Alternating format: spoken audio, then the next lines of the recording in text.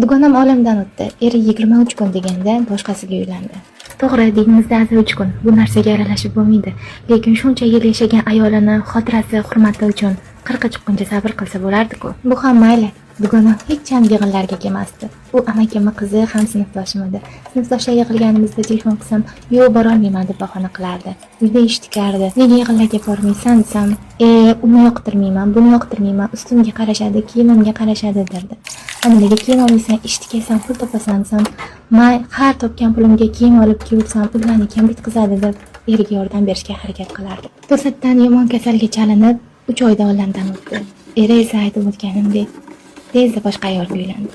Dugonamning 40'da, ya'ni amakimning qizining 40'da u yerga bordim. Uyda o'sha kundoshi yugurib yurib xizmat qilardi. Uyni devorlariga, romlariga qarab ichim shunaqa huzur bo'lardi. Shuncha uylarni qurdi, bitqizdi, lekin o'ziga nasib qilmadi. Barokatlilarim, iltimos qilib qolaman, hech qachon o'zlaringdan pulda ayamanglar. To'g'ri turmush o'rtoqlaringga yordam bo'lsin deysizlar, ularning haqqilariga duo qilinglar. Sizlarning rizqlaringni ularga Alloh qo'shib